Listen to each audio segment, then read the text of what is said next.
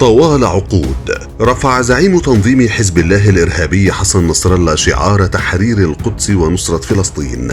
ونحن حزب الله، الحزب الإسلامي الشيعي الإمامي الاثنى عشري، لن نتخلى عن فلسطين، لن نتخلى عن القدس. لكن هذه الخطابات لم تتحقق على الأرض ولم يطبق منها شيء، بل ما جرى كان على العكس تماما، إذ ذهب زعيم التنظيم الموالي لإيران إلى بلدان كثيرة لكنه لم يذهب أبدا إلى فلسطين أو القدس. تعالوا لنذهب إلى العراق، لنذهب سويا إلى سويل. طريق القدس يمر بالقلمون وبالزبداني وبحمص وبحلب وبدرعا وبالسويدة وبالحسكة إلى اليمن.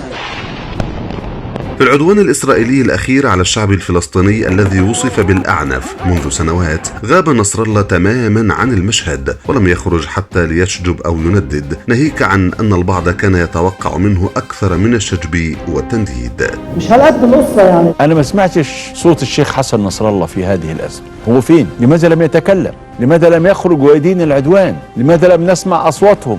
تحركت الدول العربية وفي مقدمتها مصر لوقف العدوان على الشعب الفلسطيني، وبعد وقف إطلاق النار خرج زعيم حزب الله ليبرر غيابه بحجة بدت غريبة لدى البعض ومضحكة لدى آخرين. أولا أنا أعتذر عن غيابي خلال الأيام الماضية لأنني كنت أعاني من سعال شديد وكان يصعب علي أن أتكلم أو أن أخطب. كان هذا العذر غريبا، فلو صح ما ادعاه نصر الله أنه كان مصابا بالسعال، فهل كان جميع عناصر التنظيم المسلح الذي يتزعمه مصابين بالسعال؟ وهل كان مرشد إيران علي خامنئي الذي يدين له نصر الله بالولاء مصابا هو الآخر بالسعال؟ فقد غاب أيضا طوال 11 يوما من العدوان على الفلسطينيين، ووفق كثيرين فإن نصرة فلسطين ظلت شعارا فقط عند هؤلاء، ولم تكن أكثر من قضية المتاجرة ومحاولة خداع الرأي العام، بينما هم لم يقدموا أي شيء بحسب اعترافات قادة في حركات فلسطينية عرفوا بقربهم من إيران.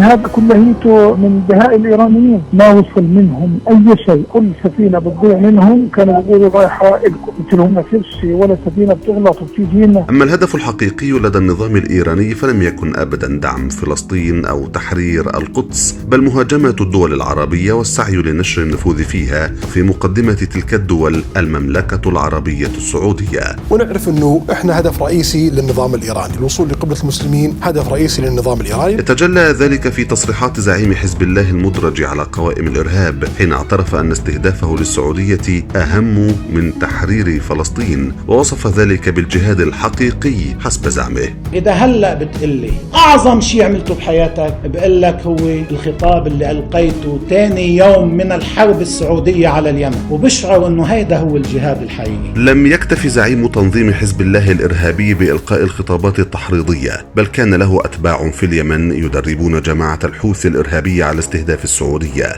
عندي عملية خاصة بقلب الرياض.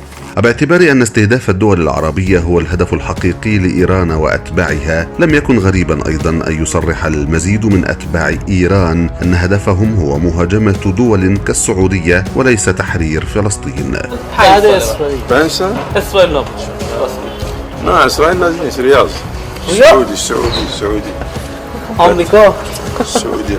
كشفت الأحداث الأخيرة في فلسطين إذن القناع عن هؤلاء، وأسقطت ما تبقى من شعاراتهم، فلم يغب زعيم تنظيم حزب الله الإرهابي بسبب السعال، بل غاب لأنه فيما يبدو لديه أهداف أخرى يسعى لتحقيقها خدمة لخامنئي، وخطط أخرى أهم من تلك الشعارات التي يرفعها لخداع الرأي العام. وسواء غاب أم حضر، فنصر الله وأمثاله أصبحوا مدركين أن شعاراتهم لم تعد تخدع أحدا، فأهداف النظام الإيراني وميليشياته الطائفية أصبحت معروفة للجميع، وليس من بينها أبدا نصرة فلسطين.